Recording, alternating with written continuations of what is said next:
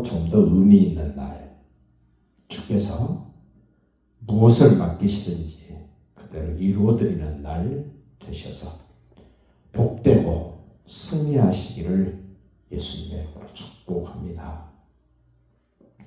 지금까지 12명의 사사들이 이스라엘에 등장해서 그 대적들로부터 이스라엘을 구원하고 태평성대를 누리게 했습니다.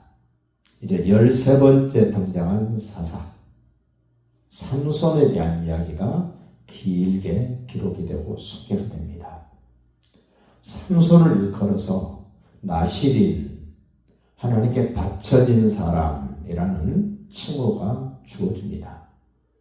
하나님께 바쳐진 사람, 하나님의 소유가 된 특별한 관계에 있는 삼손, 그는 태어나기 전부터 다른 사사들과는 근본적으로 다르게 태어납니다. 다른 사사들은 태어나서 어느 정도 성장하고 난 다음에 사사로 부름을 받고 쓰임을 받았습니다만은 삼손은 태어나기 전부터 그의 부모님에게 하나님의 사자가 찾아와서 일러줍니다. 너 지금까지 임신하지 못했는데 이제 임신하여 아들을 낳을 터인데 그 아들은 태중에서부터 죽을 때까지 하나님께 바쳐진 사람이다. 이렇게 말씀을 전해줍니다. 그 삼손이 태어나기 전에 이스라엘의 상황을 오늘 1절을 소개를 합니다. 읽어봅시다.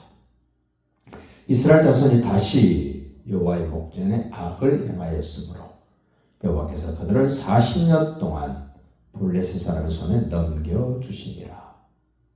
하나님의 은혜로 다시 구원을 받고 태평성대가 되어지고, 태평성대가 되어지면 하나님을 무시하고 우상을 섬기고 하나님을 떠났던 이스라엘 백성들, 여전히 반복되고 반복된 그 가운데서 이제 13번째 사사로 삼손을 세우십니다.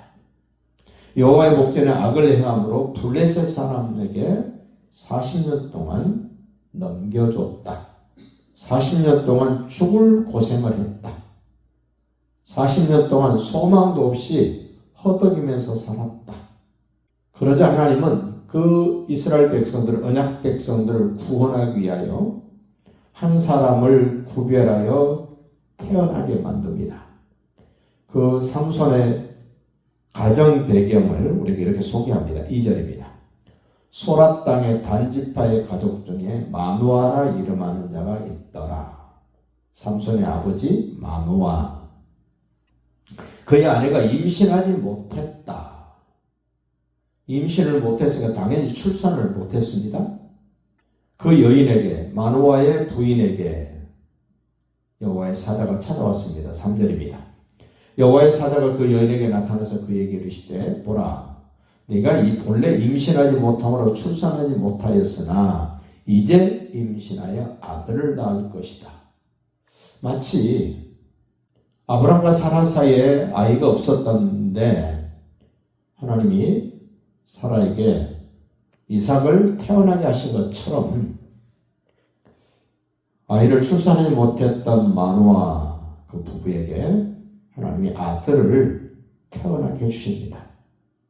그 아이가 태어나기까지 그 부모가 해야 될 역할이 있습니다. 4절.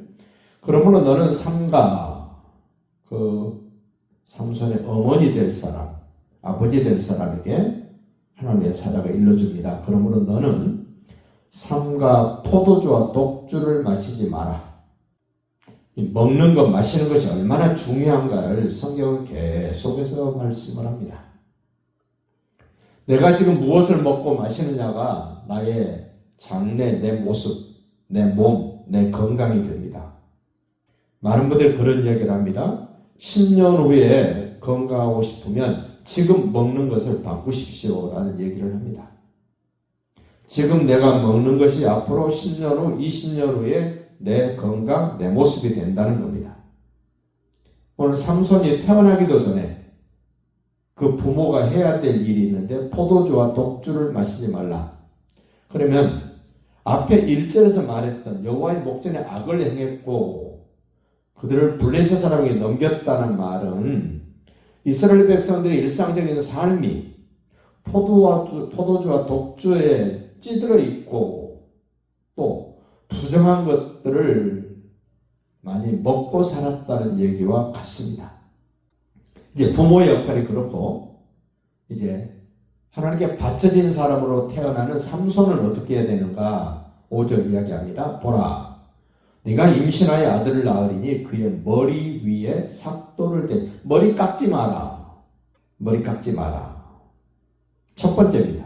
하나님께 바쳐진 사람 머리 깎지 마라. 물론 보이는 머리카락 깎지 말라는 말도 됩니다만은 다른 성경에 연결해서 보면 여자의 머리는 남자요, 남자의 머리는 그리스도요, 그리스도의 머리는 하나님이시다. 그런 것과 연결시켜 보면 위에 있는 질서를 잡아주는 사람들 무시하지 마라. 그런 것보다 맥을 같이 한다고 봐도 됩니다. 하나님께 바쳐진 나시린으로 살아야 될 삼손에게 머리카락 자르지 마라. 왜 그럽니까? 이유가 있습니다. 이 아이는 태에서 나옴으로부터 사실 따져보면 태에서 나오기 전부터 지금 하나님은 마노아와 그 부인에게 삼손을 잉태하기 전부터 이제 그 아이는 바쳐진 자다.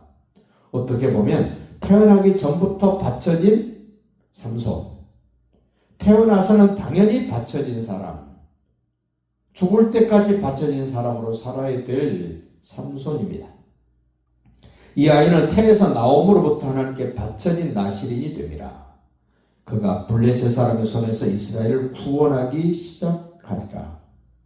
블레셋은 함의 후손으로 태어난 족속입니다. 이스라엘 백성들을 끈질기게 괴롭히는 족속 중에 하나입니다. 그런데 삼손이 그 블레셋으로부터 이스라엘 백성들을 건져낸답니다. 하나님이 그 사명으로 삼손을 태어나게 합니다. 6절 보십시오. 이에 그 여인이 가서 그의 남편에게 말하여 이르되 하나님의 사람이 내게 오셨는데 그의 모습이 하나님의 사자의 용모 같아서 심히 두려웠습니다. 하나님의 사자를 만났는데 이렇게 두려워합니다. 하나님을 만나면 어떻게 되겠습니까? 훨씬 더 두렵습니다.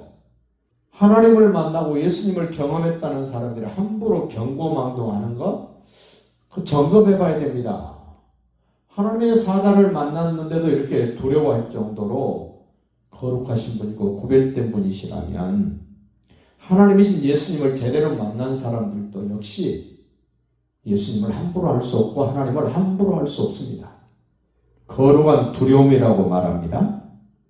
그가 내게 이르기를 보라 네가 임신하여 아들을 낳으니 이제 포도주와 독주를 마시지 말며 어떤 부정한 것도 먹지 마라. 내 자녀를 하나님과 가까이 지내게 하시려면 먹는 것 마시는 것 조심하셔야 됩니다. 왜 그래야 됩니까? 이 아이는 태에서부터 그가 죽을 때까지 하나님께 바쳐진 구별된 나시린이 되기 때문에 그렇다. 이 나시린은 특별한 사명을 가지고 일정 기간 동안 자기가 정할 수도 있습니다. 근데 삼손은 하나님이 정해 놓으셨습니다. 태어나면서도 죽을 때까지. 이후에 나신으로 들여진 사람들은 내가 일주일 나시린 하겠습니다. 한 달 나시린 1년, 2년, 10년 평생 제가 나신으로 살겠습니다라고 자기를 구별해 드릴 수 있습니다. 오늘날 예수를 그리스도로 믿는 우리는 마치 삼손이 하나님께 바쳐진 사람인 것처럼 우리도 하나님께 바쳐진 사람으로 인식하시고 죽을 때까지 나는 하나님의 사람으로 살겠습니다라는 그런 고백과 다짐이 분명한 그런 삶이 되시기를 예수님의 이름으로 축복합니다.